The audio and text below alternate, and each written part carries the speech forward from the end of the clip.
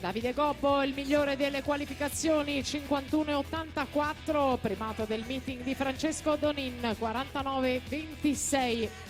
Partito deciso, Vascilotto in 6, con lui Trabachin in quinta corsia, ci sono anche in 8 Nardini, Bardin in 7, Vascilotto, Nardini, Trabachin nell'ordine con Bardin in quarta posizione.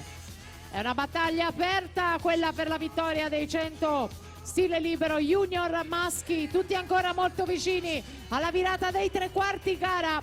Situazione con in sesta corsia Stefano Vascilotto leggermente davanti, è lui che va a vincere. Stefano Vascilotto 51,55, Trabachin 51,95, Leonardo Bardin 52,18.